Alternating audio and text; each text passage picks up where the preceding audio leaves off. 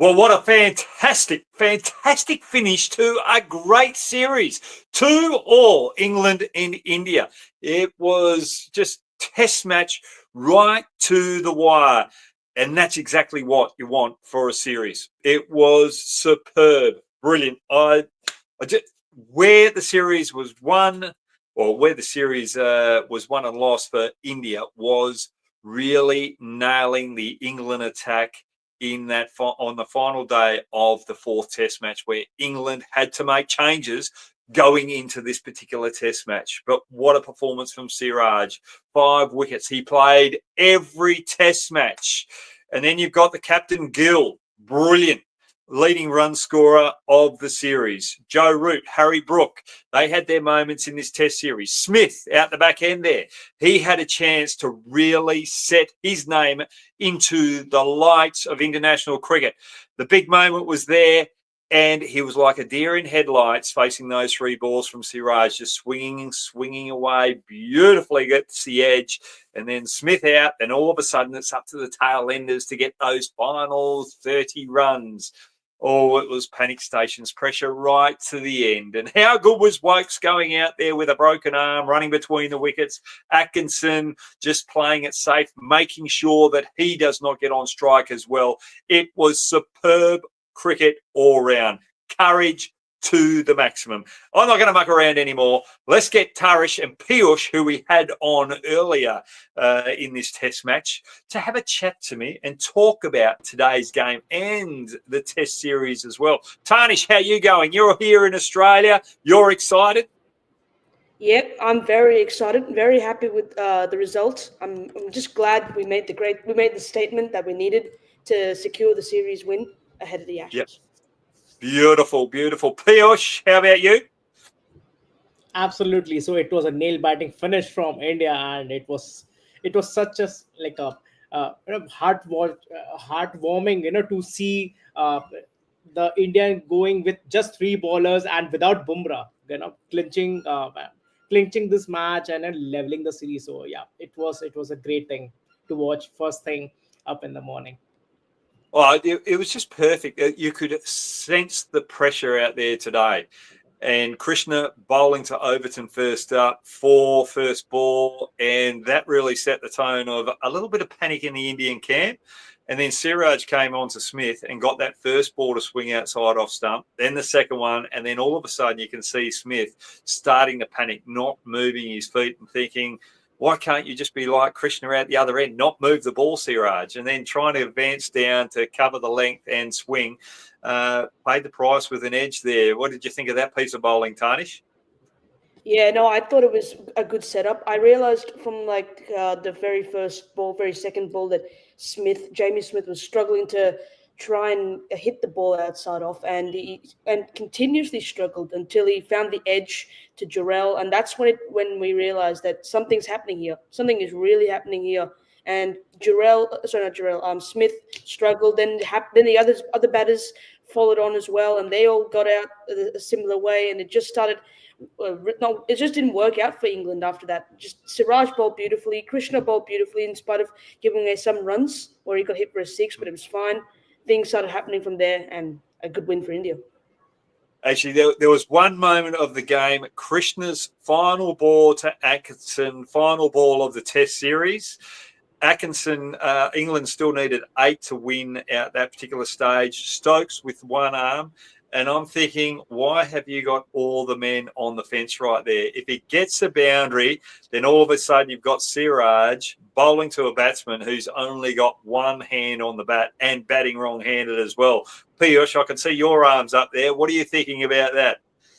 I seriously thought at that point of time it was a blunder of a call. Like 2 back-to-back overs. You remember, like India allowed singles in the 5th and the 6th ball. I could understand you don't want see how I could not find any reason why you could not bring the fielders close in from the 5th or 6th ball onwards, right? Basically you are allowing the batsman. I know the run was very less. It was almost before that 8 runs. It was 11 runs or 12 runs, right? And India were allowing those singles, 2 singles, like in both the overs, which was like it was luckily for India that Siraj picked up the wicket by by just hitting the wicket. But apart from that, I think so it was a blunder from Gill. I would say he need to no just no, not do such silly mistakes, because it what if just he would have hit two boundaries, like it was like a last over when England were needed like 8 runs. He could just hit 1-6, and then the match was over. After hitting 1-6, the match was over. So I seriously thought that at that point of time, like there was no sense of giving easy single the last ball. Okay, I could understand fifth ball you still don't want to take a chance, but sixth ball, bring all your fitness close in, man. Bring your keeper to like a up front, so that the batsman also knows you are bowling wide off of the off stump, right? And Yep. keeper would be taking that. Of course, everyone knows that nobody will bouncer at that in the last ball, because it can go an edge and it can be a four, right? So I Yep. think so. It was not a very good planning, but yeah, luckily India survived all those things, all those whatever the nervous moments, and yeah, we were able to clean them up. Actually, yeah, I don't mind them getting the single on the fifth ball with Wokes coming on strike with one ball. Absolutely. Because that's one ball. It has to be a Yorker. You go for the stumps, and if Wokes can keep it out, well, best luck to him. But Siraj, lucky he got that Yorker on the money, and Atkinson going across the line. Poor choice of shot out that end, but he was thinking it was going to be a good length, so you can't blame the tail end of there. What about when Akash knocked the ball over the fence for 6, when Atkinson hit that first 6? Tarnish, I'm going to go to you there, but Akash Deep was in on the 2, so he was preventing the ability for England to run 2, so he's looking to save there, so that's why he's 10 metres in the fence. I can understand that, but running back, that's what you've got to practice. You've got to practice running back, taking those catches. Were you a bit nervous there, Tarnish? I was. I think it was. I think for me that was probably the big moment in the game on this final day. I thought at one point that it would have been he would have been like Siraj yesterday, where he caught it on the boundary and dropped, and it went over the boundary, and it was 6 and all that. But I think I can understand the mindset Akashdeep went to when he actually saved it and prevented from going for 6. But yeah, that was for me the game-changing moment, and I think it was from there where I got a little too nervous. I think India was starting to get a little too nervous there too. But yeah, it was just phenomenal to look at. Actually, I'm glad you brought up Siraj's catch on the fence yesterday. He would have been heartbroken there. And the thing is, you're running back, you're taking it low in the hands there. I think if he didn't go off for the break, then come back out, he would have done a better job from it. But I think he was also thinking about the next spell that he's got to bowl, or the next ball that he's got to bowl as well. So, yeah, that just caused the fast bowler to go over the line. But you also saw Sundar right next to him, just going, oh, no, we've just dropped the catch that's probably cost the game, Harry Brook. But let's go to England for a bit. Harry Brook and Root, how good were they under pressure in the run chase? Just Brook's going to be sensational moving forward. I really love the way that he goes about his game. And Joe Root, probably the second best test batsman that we've probably ever seen on the planet now. He just accumulator of runs. Piyush, I'll go to you. Absolutely. So those two were, just going at a blast. So Brook, we all know that, baseball is just made for him, and and because the way he was playing, there was no pressure on Root. So it was a vice versa, I would rather say, because Root was, if you see, of course, he's the kind of batsman who makes the other non-striker feels much more comfortable, right? But because of the kind of run rate what Brook was going up, so it was never a pressure or kept on Root at any point of time. So I felt India at that point of time, India did tried a bit defensive approach. I know, if somebody is trying to hit boundaries, you don't spread the fielders altogether, right? You try to a bit more aggressive, because you have score on the board. I could completely understood if this was, let's say, 200 on the board, and India would be in this sort of mind. But India were having 374 on the board, and still you're putting all the fielders across. They were easily able to get 4 and 5 runs per over. So at that point of time, I felt that somebody from the coaching staff, I know Shubman Gill is very young captain, but at that point of time, somebody Gambhir, or somebody who is much more experienced, they should have passed the message that no, it's time to be aggressive and not to be defensive, because we were just waiting for them to make a mistake. And India was lucky that Brook made some mistake at certain point of time, that okay, I want to get this match over and I want to go home sooner. So it was like that kind of mood. But India, I think so. Again, India were too lucky, I would say, to escape all those things and to still stand on the winning side. But I would say those were the kind of blunders India did in between, where India were a bit more defensive where they should not be, because of the kind of score India had. Yeah, so yeah, but nevertheless, both have batted beautifully. Like, it's I'm not taking the credit away from them. They have batted beautifully. They have taken all the things away from India, what India could have done. Of course, they would have thought that what kind of captaincy Gill could have done and bowling India have, and they have targeted very well to all the Indian pacers altogether. And also, I think so, India missed a trick of not having a fourth medium pacer. Let's say, since India went ahead with Nair, right? Of course, in hindsight, we can say that India should have. But I think so, before the match also, after the third and fourth test match was over, India was there was a big question mark on the India team, how India can pick 20 wickets. It was not a question about India, how India can score more runs. It was more a question on India, that how India can pick 20 wickets. And given a green top on this, I think so Shardul Thakur should have been played instead of a Nair. That's what my hedge was, because there was a lot of pressure on those three bowlers just back to back. They have to keep bowling, and luckily India were able to get it through. But yeah, it was very, very nervous for everyone. It just shows how good Siraj is and how much he's grown actually over the years. Absolutely. Now, I was a little bit worried about Siraj at the start of the tournament, but when he came out to Australia a couple of years ago and you had all the injuries, he led the attack there, and he led the attack here as well. And just under pressure at the back end there, I'm sitting there and I'm watching him bowl to Smith, and I'm watching him bowl to the tail enders. I'm just thinking, right, the in-swinger's coming, but the ball wasn't swinging in. So he went to that cross-seamer and got the job done. Just the way that he thinks, he controls his emotions under pressure, he has really improved there. And I'm going to go with you, Tarnish, now to comment on Siraj as well.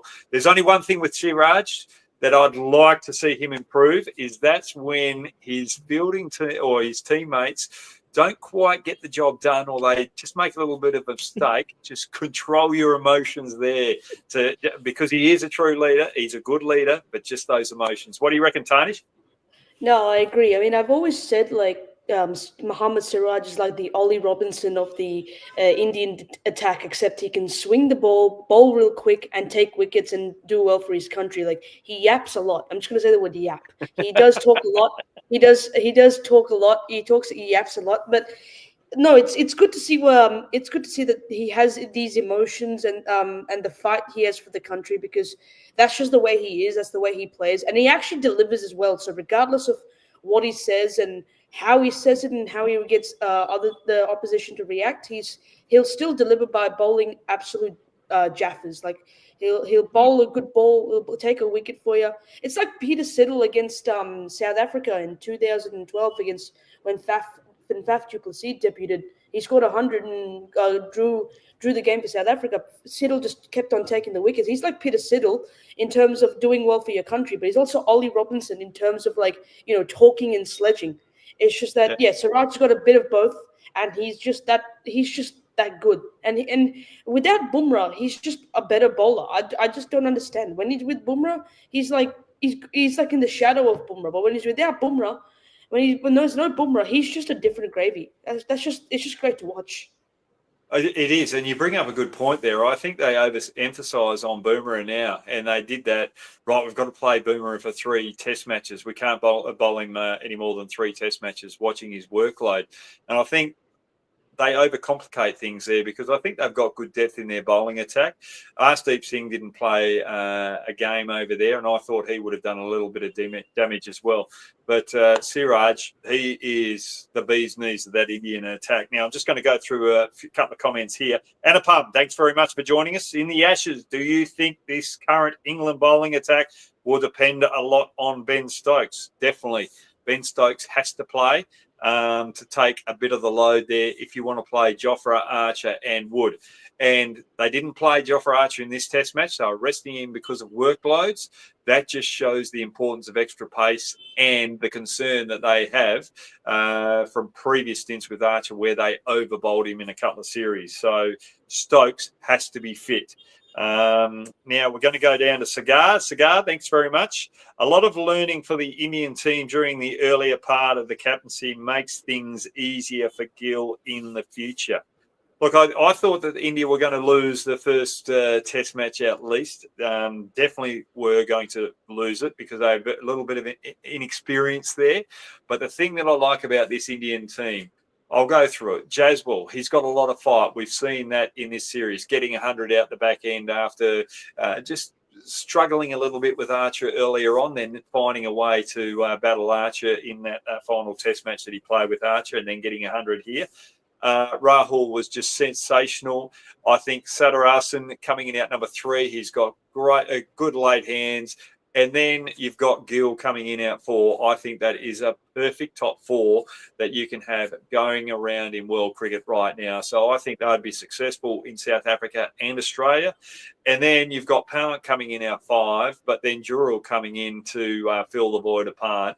I was a bit worried about him early on in the first innings, the way that he got out. He was looking away. He was looking for the short ball rather than playing the ball on its merits.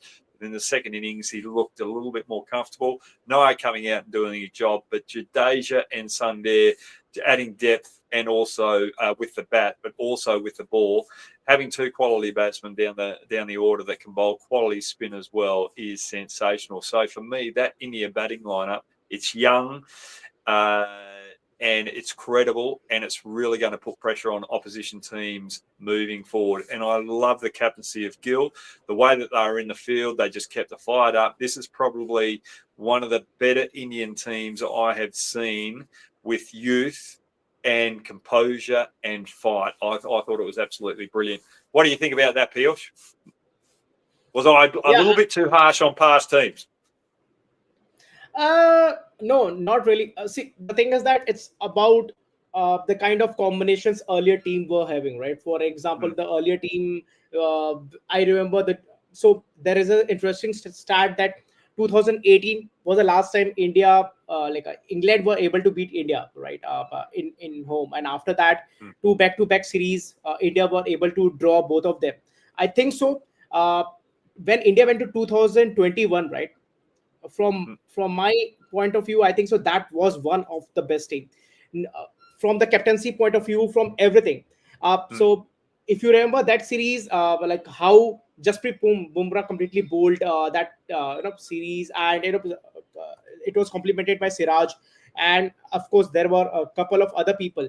But India, just because the last match was ruled out because of the COVID and so and the other things, that's why the next match was played in 2022 and the series were level, because one of match India could never be able to, because everything got changed, leadership got changed, because it was when India did 2-1, India team was completely on fire. So I think so that team was really, really good because of the great captaincy by Kohli, and 60 overs of hell, nobody can forget that kind of thing, right? What India have did in, I think so it was in Lords, right?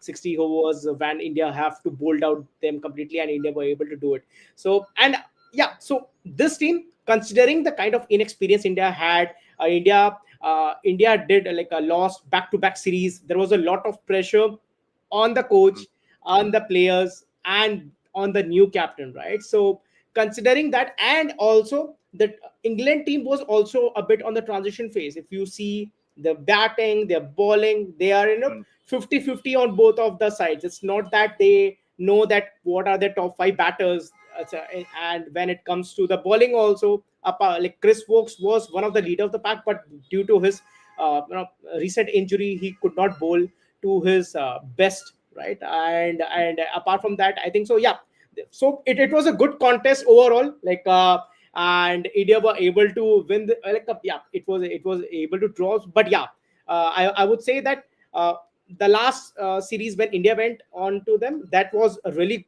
close contest. But this time, because the baseball came into the picture and the other stuffs, and the team was not so much experienced, both the sides, it was a great watch. Yeah, it was absolutely sensational. And I am going to talk about Krishna now. And what I was impressed with Krishna today, especially under pressure, he never showed any anxiety after Overton hit him for a couple of boundaries early on, and he was under pressure. Then Siraj got the wicket of Smith, and Krishna still kept that composure. Just the way that he walked back to his mark, knowing that he's under pressure, he was taking deep breaths, and he had the time to take those deep breaths. So I was really enjoying the growth of him today. What do you reckon about that, Tarnish?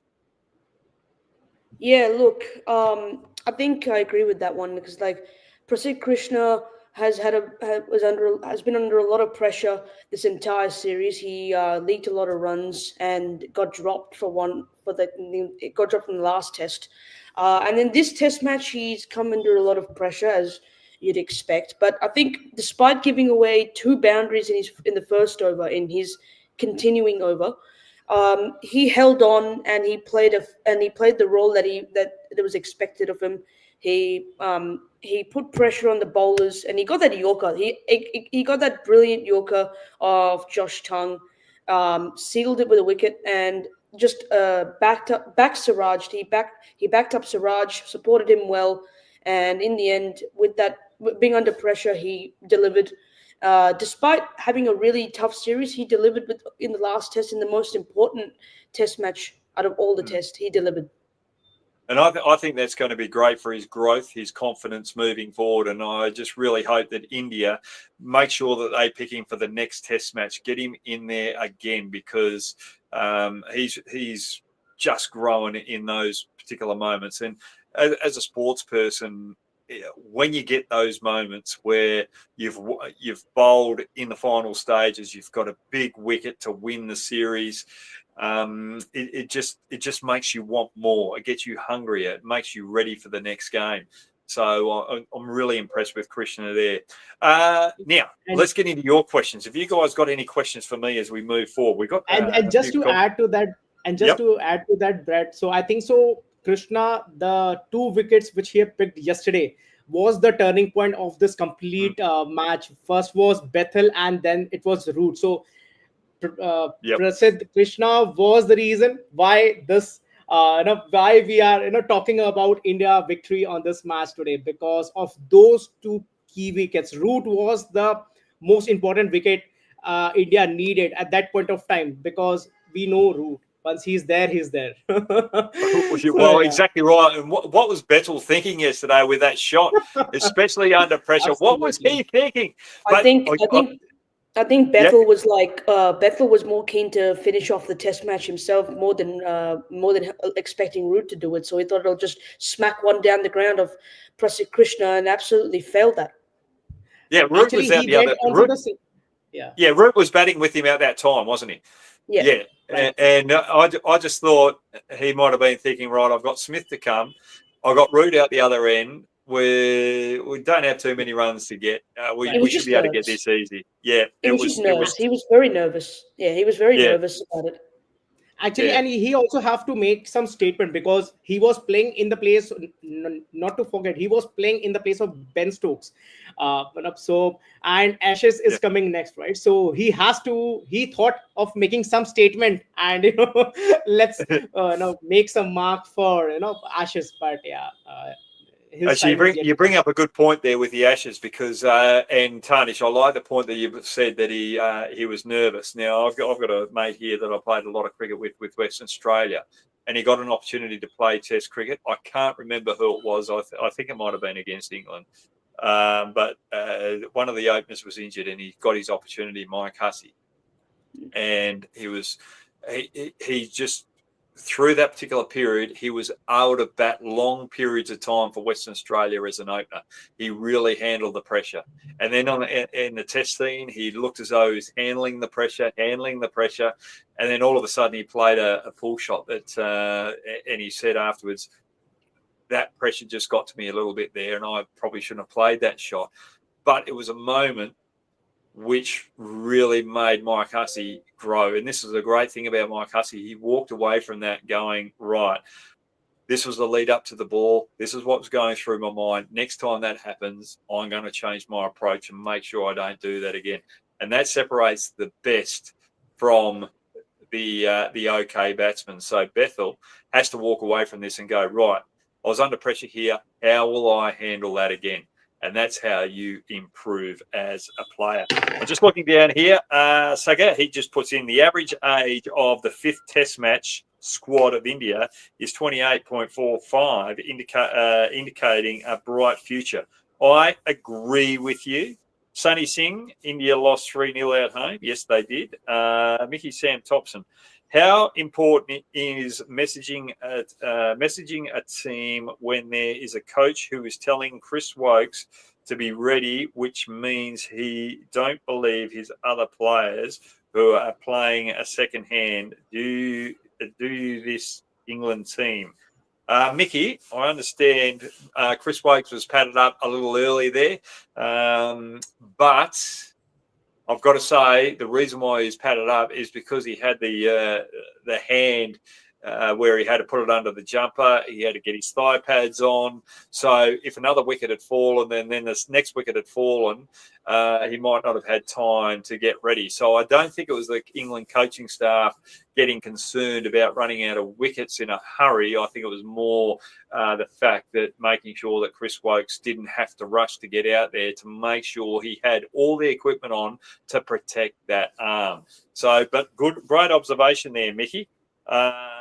So just to add to that, Brad, I think so. There was 2 moments in this entire test series regarding such a fracture thing, and still players coming out to bat and saving for their country. One was the Rishabh Pant, how he has batted beautifully, scoring 50 runs, and now Vokes. So basically, now we are standing at a time where player wants to come more and more, and they want to stand for their country. I think so. Earlier, I remember a very special case when Graeme Smith was there, right? He was batting single-handedly against Mitchell Johnson, right? And just like, I think so, 10 balls to spare, and he got out. So yeah, that was the iconic moment. So I think so. Yeah, players nowadays and teams nowadays are taking this very seriously, and even with injury, they are still coming out to bat. So it's a great thing for cricket. And I'm pretty sure Ben Stokes is very pleased with the fact that that Chris Wilkes was able to go out there with an injury after making a statement that Pant going out there with an injury was absolutely ridiculous, and having Jarrell going up there keeping with Pant being injured was absolutely ridiculous. So I'm sure his statement is backfired. I'm pretty sure he's happy. He's really annoyed with the statement now that Chris Wilkes went out there to try and save his country. Yeah, definitely. And I think Stokes might have been talking on the fact that you have a replacement keeper for an injured player, but he can go out and bat but can't keep. But you've got to protect the player as well. And I just think in these circumstances, if something happened to Chris Wokes where he actually faced a delivery and India is sitting there going, right, how do we bowl to Ben Stokes? Obviously, go for the Yorker, but if he was if he was digging it out with that one hand and he's batting the wrong hand as well, do India have the right to bowl him a bouncer at that stage? And if they do bowl him a bouncer and get him in the head and he's unconscious, there's huge ramifications moving forward there. So I think on an injury front, we've got to be very careful with putting players under duress like we did with Wokes today. So it's an interesting point there. Sunny Singh, Pant, I think so. Yeah, Yorkers were keep on coming. I think so. Even when Pant was batting, so they were keep on targeting his fractured toes, and he was lucky to place all Yeah. those things. Yeah, Yeah, but with Pant, he can handle the bat, and with Pant, right, he can play right. the pull shots and all that. So he's got more skill, and he's not batting with the wrong hand. Mm, mm. So yeah, Yeah. it's up to him to go back out there and face him. Sunny Singh, I'll just get to you right now. India still needs top fast bowlers like Cummins and Stark, who can bowl 150k on flat decks in overseas tour. Kambodge and Akashdeep can't help in flat decks. That's why you have a variety of bowlers in your lineup, and there are some other quick bowlers around India that might be able to fill the void when they get a little bit more experience moving forward, and if they stay fully fit. Sangha, what are your top three most crucial moments of the series that had an effect on the result? So basically, it's the catching of India in the first Test match, the catching of England in the last Test match. Both of those Test matches were lost, and both teams lost the opportunity to win the series from those Test matches. And I think the biggest moment is probably Pant trying to get Rahul on strike for 100 out Lords, and then afterwards, Rahul, 10 balls later, after getting his 100, the very next ball, played a rash shot Yeah. to, what's it, Basher, I think, outside off stump, out for 100 there, losing those 2 wickets there, cost India a chance of winning the series 3-1. Now, I'm going to go to you two. Tarnish first. What are your points with the series, Like where it was won or lost? like the crucial moments. Yep. Crucial moments Yeah, for you. so I think so one of them is now I know Akashdeep made like a 50 in this Test match, but I think sending him out as a night watchman in the Lord's Test match on the fourth Test play, I think it was, Yep.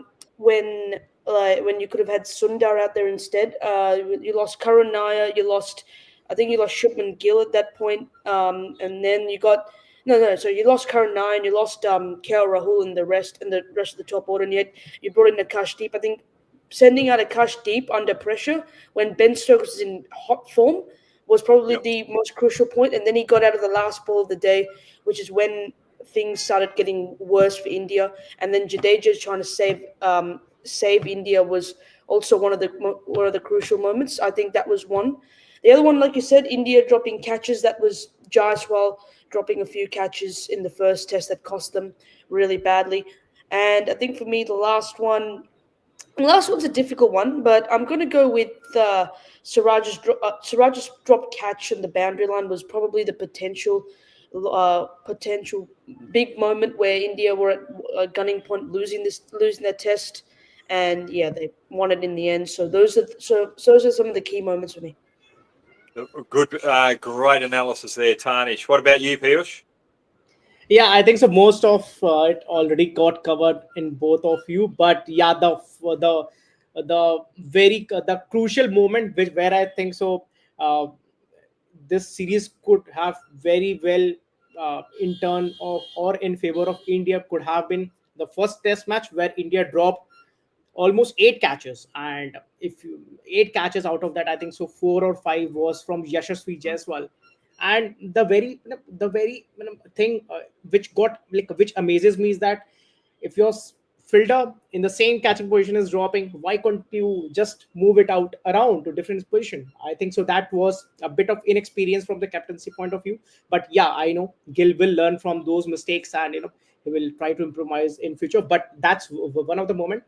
Second was Jadeja. I know Jadeja batted beautifully in the Lord's Test match, but Mm. given the chance, and by knowing, I know Jadeja is a bowling all-rounder, and he has been playing in IPL till now. He's just 36 of age. He's smacking 4 boundaries and sixes in IPL also, right? So considering, just when you have 30 runs under the board, you want to take some chances and try to get your team over the line. That was the moment I felt he still was Mm. taking the game very deep. But considering the non-striker is just a bowler, so there was like there was a situation he could have tried a bit more boundary shots rather than going for airy shots. But so that was some of the moment, like for example how Atkinson today tried hitting a six, right, like to Siraj, because he know that Vokes cannot bat, right? So those were the kind of risk you want to take, and because you want to make your team win. So that was two of the most crucial moments where I felt if India could have held the nerve much better or planned a bit more better, this series could have very well be 3-1 to India. But nonetheless, I know the captain is young, the coach is also getting up to the mark. He's just 1 year into this coaching moment. So yeah, the team will learn and will improve. So yeah, let's see how it goes. Yep. No, that's brilliant scenario there. I'm just looking at sort of power. Thanks very much for the 100 rupee too.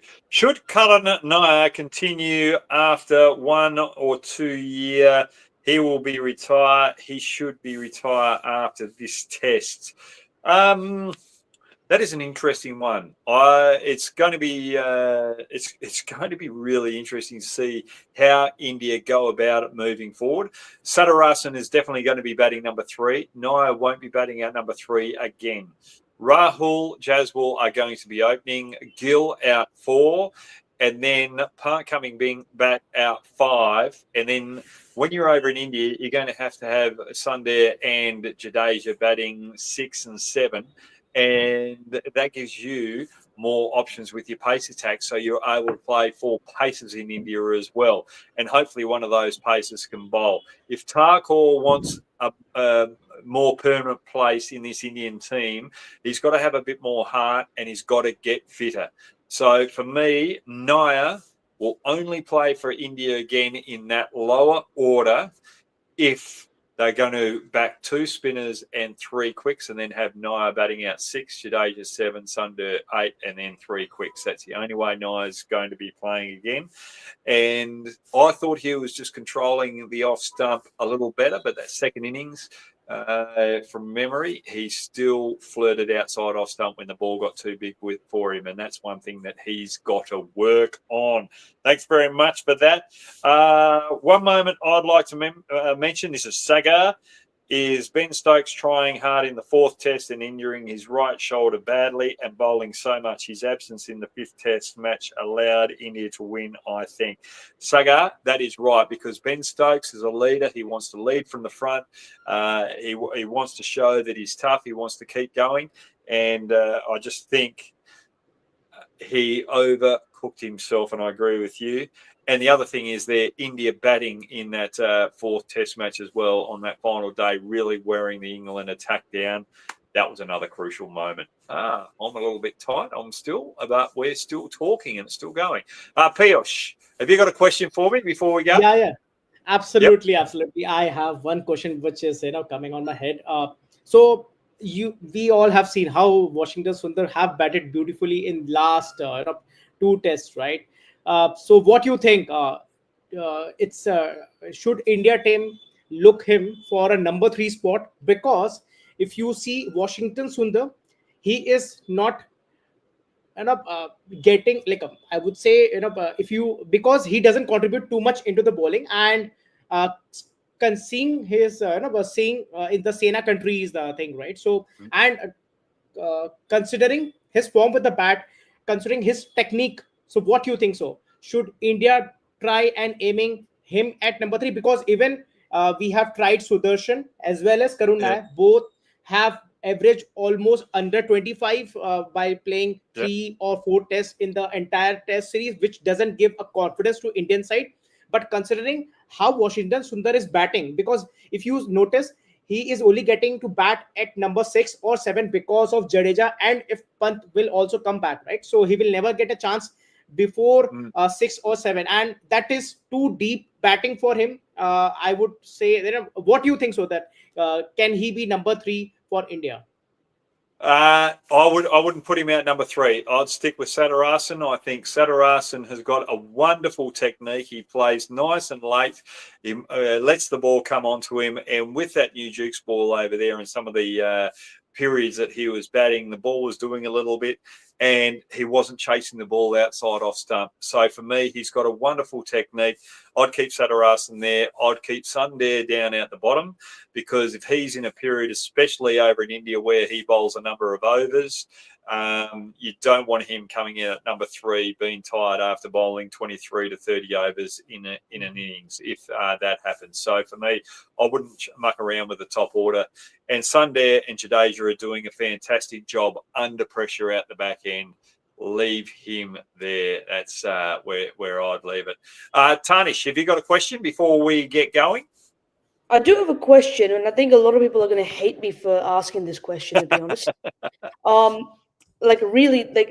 It's a question that's probably going to, get a lot of hate for it. So basically, before this series, we saw we had Virat Kohli struggling, Rohit Sharma struggling, Ravi Ashwin making the call that he didn't really want to play the Border Gavaskar Trophy unless he got selected, and then you saw that Shubman Gill was selected as captain, but everyone doubted that everyone doubted him being the captain with the form he had in Test cricket outside of India. And then having a look at the series, Gill scored 500s. The entire batting unit looked very solid. Bowling still needs a bit of improvement, but it's gotten there. And overall, the whole team performance was absolutely brilliant. So I'm just going to ask, should Virat Kohli have retired before the series, before the Border Gavaskar Trophy? Not Rohit Sharma, but Virat Kohli. And then should Rohit Sharma have retired maybe during the series to see what sort of experience India would have had if India would have had in Australia, like they did in 2021, where everyone was injured. So you think Virat Kohli was a burden to this Indian side in recent times? I think he wasn't batting at his best, but I think Rohit Sharma, his record touring was not that good, and I think he had to move on at some stage. And I'm not saying that in disrespect to Rohit Sharma. I think he's a wonderful player, brilliant white ball cricketer in all regions of the world, but in that test arena, he really struggled when outside of India. I think Virat Kohli, I think he started to really struggle and find his feet after he lost the captaincy. I think he's one of those guys, especially when playing for India, he bats best when he's captain and can lead from the front and take his team forward. So I think he was finding it a bit hard, both playing second fiddle to Rohit Sharma. So I think they might have just stuck with him for a little bit too long at certain stages, especially with his average. But a player like Virat Kohli, you've got to give him a few more chances, because he's proven his worth over time. So I think he was pushed out rather than himself making that call. I think he wanted to go and play in that Border Gavaskar Trophy. But at the end of the day, he's got a great record. He's one of the best cricketers in all 3 formats that we're ever going to see. He's led India with absolute he's one of the geniuses as captain. He was an enforcer. And the thing that I like about Virat Kohli is he plays hard on the field, but off the field, he is a gentleman and a great ambassador for the game. And that's the way that you should always be playing. Tough out in the middle, and off the field, having respect for your opponents. And you should still have respect for your opponents on the field, don't get me wrong there. But you're always trying to get on under your opponent's skin and just try and get that psychological advantage. And that is what he was always trying to do. So for me, I think they probably stuck with both of them for a little bit too long. But they've done the right thing, because now they've got a young group of players that have dominated England on English soil, drawing 2-2 and fighting back like they did. That is a big statement for the rest of the world moving around. And I just wish that India were coming to Australia right now following this England series, because I just think it would have been a great series, and it would have seen where, with that confidence, with Australia's bowling attack, I think it would have been a great series and a great experience for this young lineup. That's a good question, Tarnish. Is there anything else before we go? Because that's been around the hour. It's been a great little chat, and loved having you both on here. Yeah, Piyush? So one final question coming on my head. I think so. Yeah, this could also be a wonderful question if I might get a bit of hate, but yeah, Yep. let me try put that up. So, considering how Bumrah has been, the leading bowler for India from last almost 6-7 years, and considering how the body load is happening with him, the workload management and all those things, and considering only 3 test matches he could have played in this test series, and we have already seen how he were able to bowl in third test, like in the fourth test, in where Yep. his body could not even take much of a load, and of course, so what do you think? So going forward, should India think of leaving Bumrah from test, because Siraj at this point of time is ready to take the lead or in charge for the pace attack? Should India think of keeping Bumrah just for the white ball format? What do you think, sir? Look, I think that's a good point, and I wouldn't be surprised if India go down that way. But everyone says Boomer has been leading in the attack. I think Siraj has been leading in the attack. Has he played 41 Test matches now in a row, or is it 40?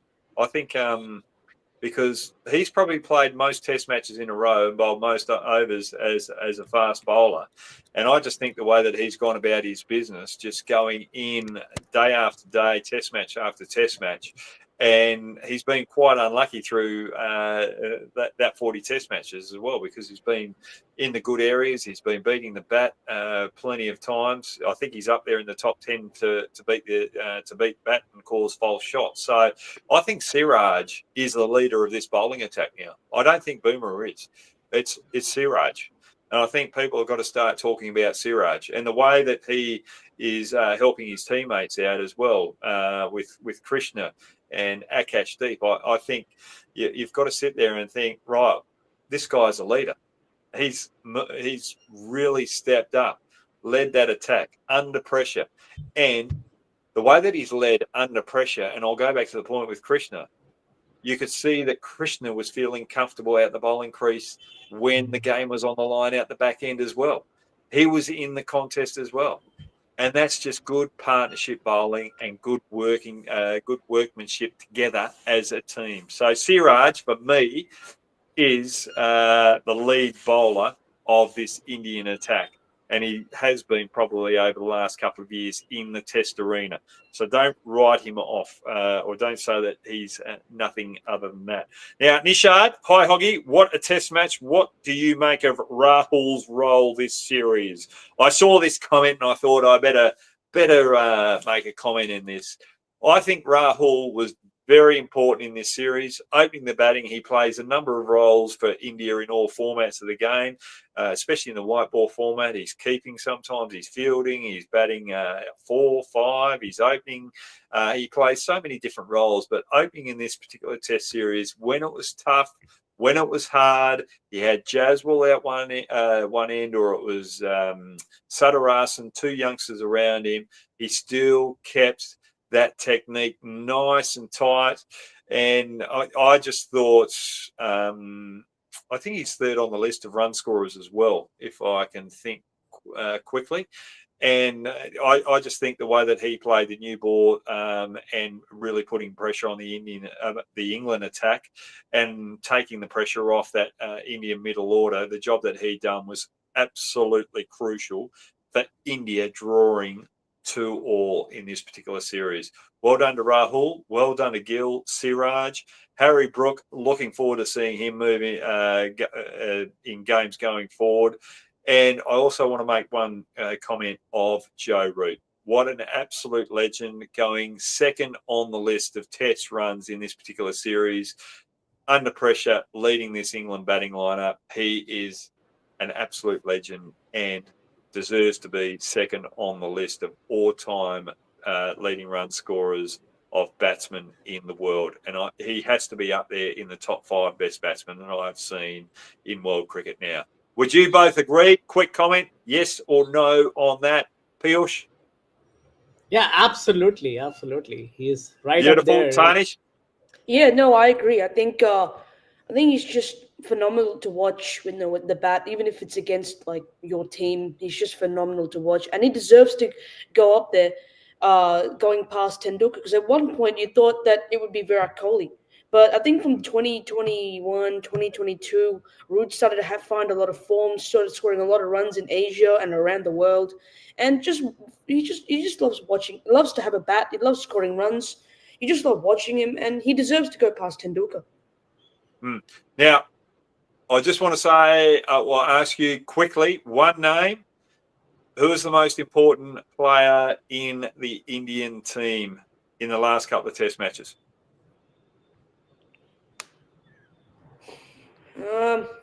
Let's see. I'm going to go Washington Sunday, getting that 100 in the 4th test match to save the day. Brilliant. I think I'm still going to go with Ravi Jadeja with the bat, because as an all rounder, Yep. if it doesn't work out for you with the ball, it always works out for you with the bat. And at the end of the day, Jadeja in fine form with the bat. So the pitches didn't suit him with the ball. So at the end of the day, he was very important with the bat. And without him and Sundar, India would not have drawn the Manchester Test. I think that he was a very key player in that drawn test, along with Sundar. But I Yep. think if Jadeja did not make those runs, I think it could have been 3-1 easily in the end. Yep. Beautiful. Beautiful. Love it. Piyush, your final comment? I think so. You both were quite right, and if since you both have picked the two players, but I would have picked, let's say, Shubman Gill, Yeah. primarily because of the reason that his form was a bit of a worry, and given the captaincy, right, and it was a very much precious series for him. He just not to prove him as a captain, but he also has to prove as a batsman, because before this series it was just 32 he was averaging, and I think so by the end of this series it would be around 40. So I think so, yeah. uh, for me, Shubman Gill was the person who has set the tone from the top, and which has comforted India, of course. And then with the help of Jadeja, Sundar chipping in, and making those batting look really long. So yeah. Rightio, thanks very much for joining me, both of you, Piyush and Tarnish. It was absolutely sensational to talk about this test match and the series as well. Now, just before we go, if you want to be like these two and join me on Hog Out, just fill out the Google form. But before we go, I just want to say pressure moments on the final day. Krishna keeping his composure after getting hit by Overton in the first over of the day was crucial for India. And then you had Smith, who was just a little bit unsure of the way to approach it against Siraj when he was swinging the ball, was costly. He should have taken a few more deep breaths and not try to take Siraj on, try to leave that swinging ball and put pressure on Siraj. They were the crucial moments of the game for me. Well done to Siraj, well done to Gill and India for drawing the series 2-2. It was the best, one of the best series I've seen, and Test cricket is alive and well. Thanks very much, everyone, and have a good week. Hog out.